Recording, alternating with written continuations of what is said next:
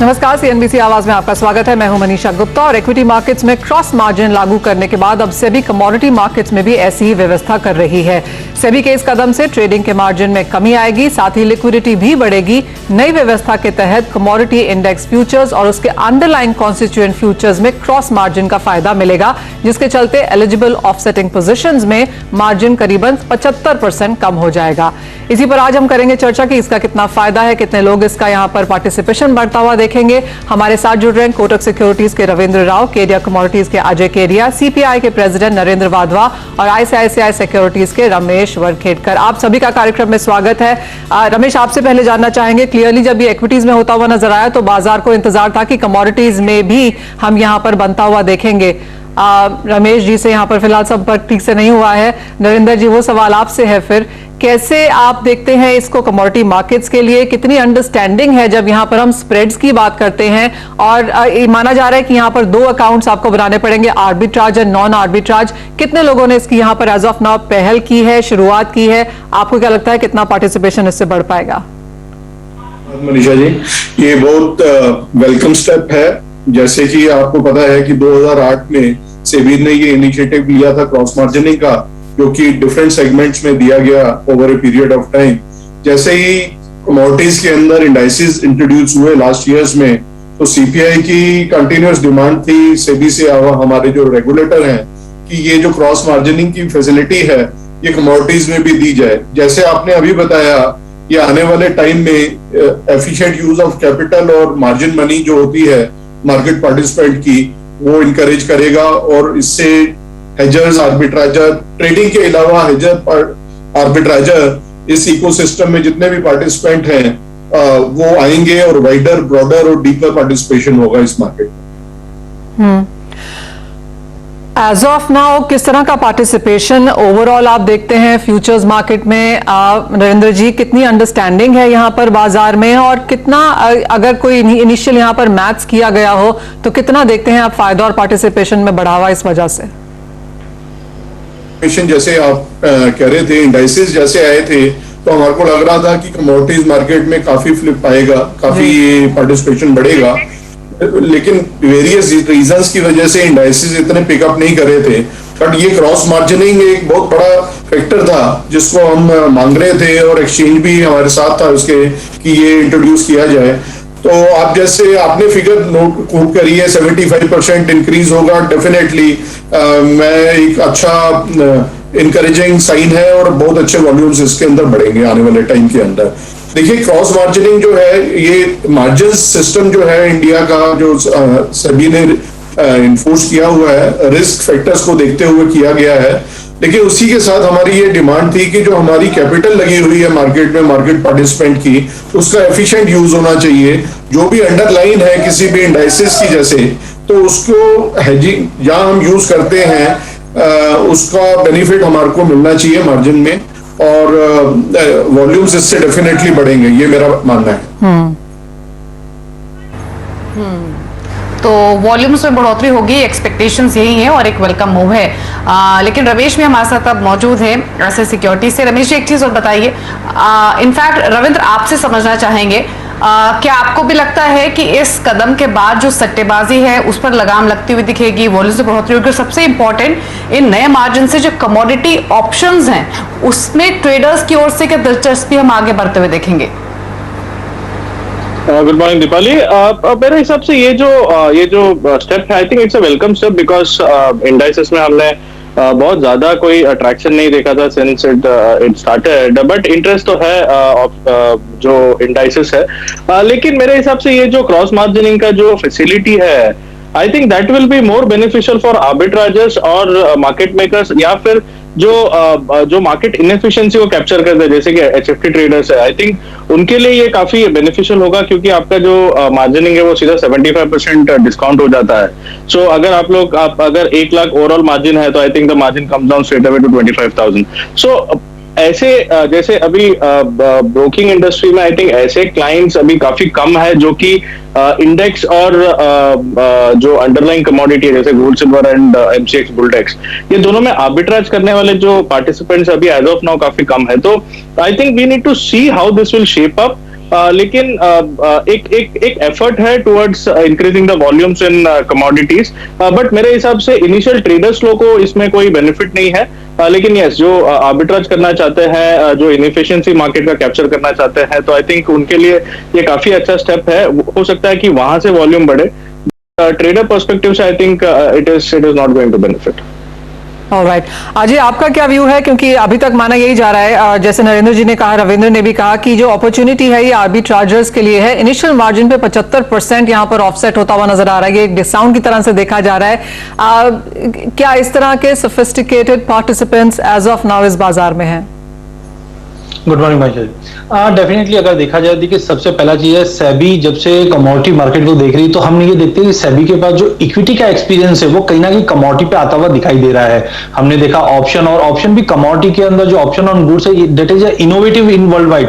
तो कहने का मतलब सेबी पूरी तरह से कमोडिटी मार्केट में वॉल्यूम लाने की पूरी कोशिश कर रही है। ऑप्शन भी देखे, और ये जो स्टेप है बिल्कुल वेलकम स्टेप है, क्योंकि बहुत बार क्या होता है, आज अगर हम इक्विटी को कंपेयर करें कमोडिटी से तो वहां पे स्टैंडर्ड मार्जिन सिस्टम है। आप देखेंगे कोई भी जो लॉट्स बने हैं उसका एक फिक्स मार्जिन है, जबकि कमोडिटी की अगर हम बात करें तो we are line from 50,000 to almost, अगर हम गोल्ड की बात करें तो वहां पे 4.5-5 लाख तक के भी मार्जिन होते हैं। तो यहां पे एक अपॉर्चुनिटी निकालने के लिए कहीं ना कहीं कॉस्ट काफी हर्डल हो जाता था। तो हमने देखा है कि इंटरनेशनल मार्केट में भी रेशियो ट्रेड्स होते हैं, आर्बिट्रेज अपॉर्चुनिटीज काफी निकलती, बट कमोडिटी वो कैप्चर नहीं हो पा रहा था। तो आई थिंक ये काफी वेलकम स्टेप है, जैसे नरेंद्र जी ने भी कहा था, काफी टाइम से ये मार्केट की रिक्वायरमेंट थी। और आई थिंक खास करके इंडेक्सेस और ऑप्शंस ये जैसे लॉन्च हुआ है, इनको ज्यादा बढ़त मिलेगी। तो ओवरऑल मुझे लगता है जो मार्जिन बेनिफिट है, और मार्केट के जो प्लेयर है जो अवॉइड कर रहे थे कमोडिटी मार्केट को बिकॉज ऑफ कॉस्टिंग, क्योंकि मार्जिन अगर ज्यादा लग रहा है, और खास करके बुलियन की बात करें जहां पे मार्जिन काफी ज्यादा हाई है, तो आई थिंक ये काफी वेलकम स्टेप है, जहां पे अगर हम 75% का भी ड्रॉप मिलता है तो पार्टिसिपेशन बढ़ेगा, और कहीं ना कहीं वॉल्यूम पार्टिसिपेशन बढ़ेगा। पिछले साल की जो वॉल्यूम की हम बात करें और अभी के वॉल्यूम की बात करें तो वहां पे कहीं ना कहीं हमने एक थोड़ा ठहराव भी आते हुए देखा है, बट आई थिंक ये एक नया जान मार्केट में फूकता हुआ दिखाई देगा। एब्सोल्युटली अजय, आपकी बात बिल्कुल सही है कि जब से सेबी यहाँ पर रेगुलेटर के तौर पे आए हैं, हमने काफी सारे स्टेप्स यहाँ पर आते हुए देखे हैं, और कई चीजों बाजार यहाँ पर अभी सीख भी रही हैं। अजय, आपसे जानना चाहेंगे कि एज ऑफ नाउ वो कौन सी कमोडिटीज हैं जहां पर हम क्रॉस मार्जिन का फायदा आता हुआ देखेंगे? पहले 3 जो एक्सपायरी मंथ्स हैं उन्हीं के बीच में ये cross margin as of now 75% जो डिस्काउंट मिला है वो लागू होगा। तो कौन सी वो कमोडिटीज हैं, अगर दर्शक जानना चाहें कहां पर वो इसकी शुरुआत कर सकते हैं? देखिए ऑलरेडी अगर हम बात करें तो इंडेक्सेस भी आ चुके हैं, और मुझे लगता है कि सबसे ज्यादा जो अच्छी चीज लग रही है, मुझे लगता है gold, silver and base metal, ये 3 ज्यादा अच्छा लग रहा है एज कम्पेयर टू क्रूड में। थोड़ा टाइम ले सकता है, बट आई थिंक बुलियन में गोल्ड में काफी ज्यादा पार्टिसिपेशन बढ़ना चाहिए। बुलडेक्स भी हमारे पास अवेलेबल है, तो I think Boolean would be the most preference जहां पे अपॉर्चुनिटी अच्छी निकलती है। देन बेस मेटल में भी है, but I think Boolean should be the front runner for this opportunities.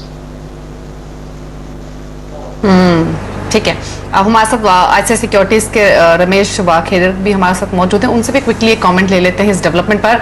Ramesh ji, स्वागत है आपका। आप कैसे देखते हैं इस डेवलपमेंट को? अब तक जो हमें चर्चा हुई, सेंस तो यही बन के आ रहा है कि जो अपनी पोजीशंस हेज करते हैं उनके लिए ये कदम बेनिफिशियल रहेगा, लेकिन ओवरऑल लिक्विडिटी या फिर वॉल्यूम्स के फ्रंट पर आप इस मूव को कैसे देखते हैं? और मोस्ट इंपॉर्टेंट, एक्सचेंजेस क्या इमीडिएटली से लागू करने के लिए तैयार हैं? आपका सेंस क्या कहता है? मुझे ये लगता है कि with this new move from SEBI, liquidity तो बढ़ना चाहिए दोनों इंडेक्स फ्यूचर्स में और अंडरलाइन कमोडिटी।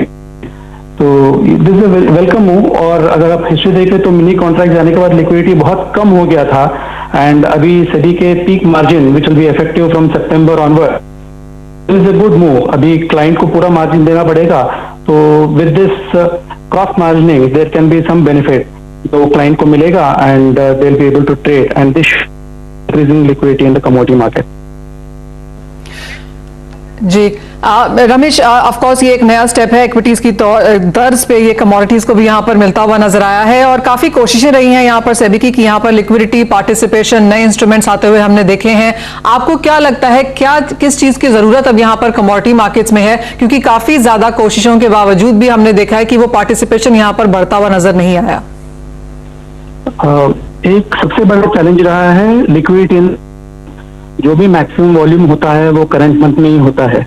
आई थिंक ये सभी मूव्स के साथ we should be able to see अपने को आगे का मंथ विच इज मिसिंग, जो कॉर्पोरेट हो या जो भी हो जो आके यहाँ पे हेज करना चाहते हैं, ट्रेड करना चाहते हैं, तो एक मेरे तरफ से ये है कि that is what is missing, which is 4 month liquidity in commodity contracts.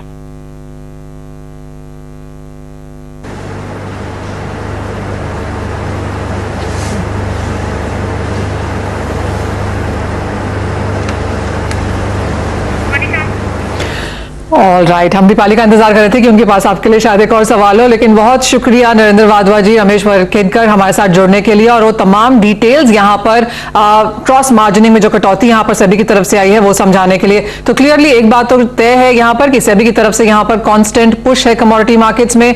दूसरा, हम देखेंगे कि जो कैपिटल एफिशिएंसी है वो इस बाजार में आती हुई नजर आएगी। लिक्विडिटी में यहाँ पर हम एक एनहांसमेंट आता हुआ देखेंगे, पार्टिसिपेशन उस वजह से बढ़ सकता है। तो काफी सारे पॉजिटिव्स हैं जो ये लेटेस्ट सेबी का स्टेप आया है, उस वजह से हम इस बाजार में बनता हुआ देखेंगे। लेकिन अब रुख यहां पर कर लेते हैं कमोडिटी मार्केट्स की तरफ, और सबसे बड़ा जो आज का इवेंट है वो है ओपेक की मीटिंग, जो अगले 2 घंटे में हम शायद यहां पर स्टेटमेंट्स आता हुआ देखेंगे कि क्या कुछ वहां पर बन के आया है। As of now 2 major agenda है वहां पर। एक तो ये कि अगस्त में यहां पर कितनी ज्यादा आउटपुट बढ़ाई जा सकती है, और दूसरा एजेंडा है कि अप्रैल 2022 के बाद भी क्या ओपेक और एलाइज का जो ये एग्रीमेंट है साथ में काम करने का वो जारी रहेगा। तो ये 2 मेजर एजेंडाज हैं जो आज की मीटिंग में यहां पर निकल के आ सकते हैं। रविंद्र, आप कैसे देखते हैं इस मीटिंग को, और उससे पहले कच्चे तेल में जो हल्की सी बढ़त आई है उसका कैसे फायदा यहां पर निवेशक उठाएं? मनीषा, मेरे हिसाब से क्रूड अभी भी एक बुलिश मोमेंटम में है। यस, लास्ट 1-2 दिन से अगर देखें, because of this today's meeting जो कि काफी इंपॉर्टेंट इवेंट है, मेरे हिसाब से उस वजह से थोड़ा सा एक पॉज आया है।